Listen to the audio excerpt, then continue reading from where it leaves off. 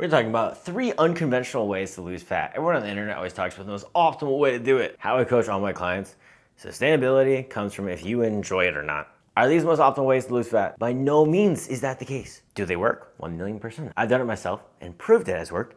But not only that, I've had my clients do it as well. Number 1 is going to be calorie banking. What is calorie banking? In a week, let's say you want to lose half a pound of fat. This is 1 pound.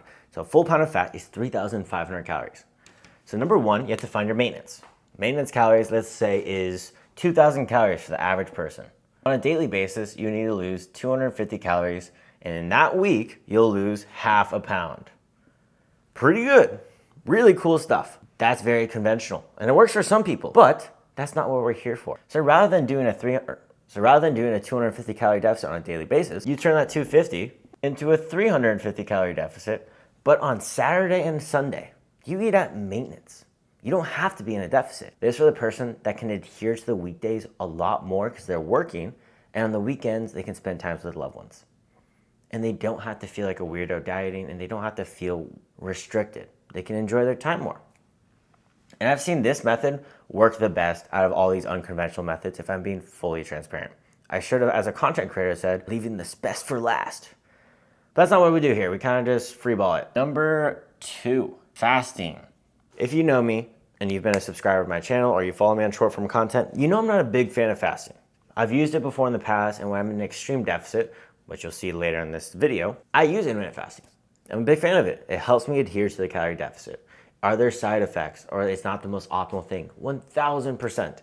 But the best thing on earth is something that you will actually do. Say it's a workout plan. If I give you the most optimal science-backed workout and you don't do it, that is the worst plan on earth. The plan that you sustain and you do constantly is the best split. So same with the diet. So fasting. This is not the conventional fasting that you might be thinking of. Let's bring back to the 2,000 calorie basic person. Male or female, doesn't matter. Let's just say it's a 2,000 calorie maintenance there. For 6 days of the week, you're eating 2,000 calories. What? What did you just say? Yeah, maintenance. 1 day of the week, you're not eating any food. Complete fast. In that week, you're in a 2,000 calorie deficit, give or take. There's some other things, but around the same as if you just did a continuous deficit. Very odd, right? It sounds weird. It sounds too good to be true. 1,000% is the case. I've done it myself. It works. Is it the most optimal thing? Again, no. I'm not saying that is. Before the comments come at me saying, oh, you could do this, you're losing so much muscle, you're not getting the protein in the day. I promise you, you are getting more health benefits from losing the fat than you are side effects from doing a singular day fast. Last up, I made this up called the essential diet. It's in the name. You eat the essential things for your body. You are losing fat so rapidly. You can actually watch the full video right here breaking down the essential diet, but I'll summarize it well right here. In the essential diet, you need 3 things: protein, fat, fiber. For short.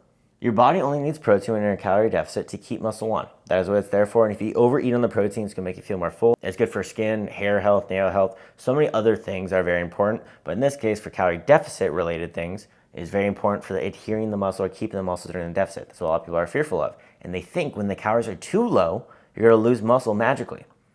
Your muscle's not there because of calories. Your muscle's there because it's protein and it's being stimulated properly. We're only going diet stuff. Training is very important during this diet as well. If you want to try it out, you can sign up down below with my coaching or just watch the video.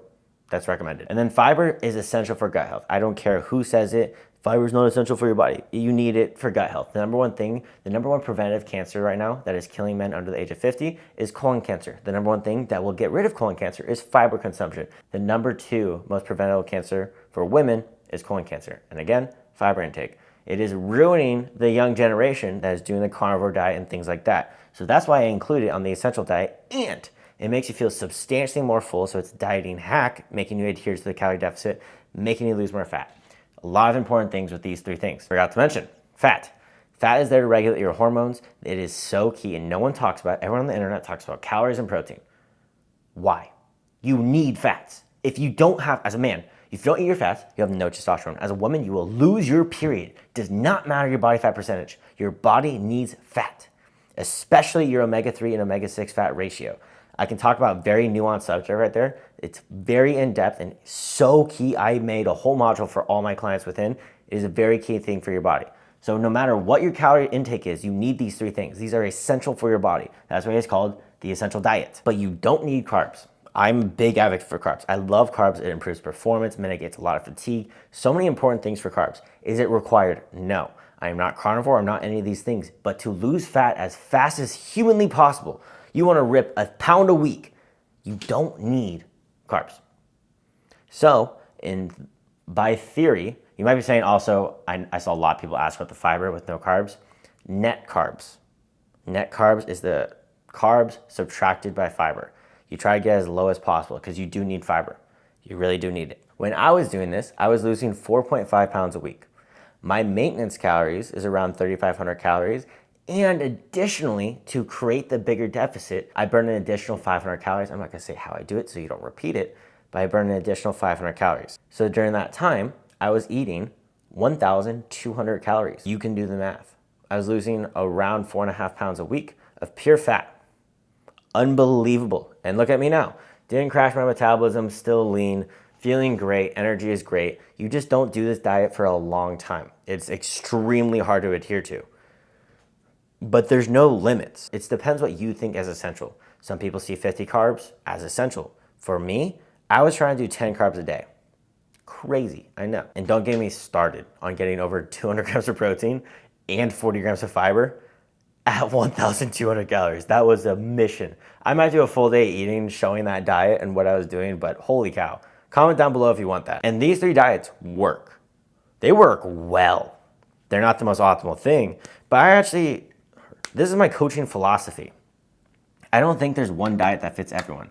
I think as a coach, your responsibility is to give them as many options as they possibly can so they can adhere to the diet in their way.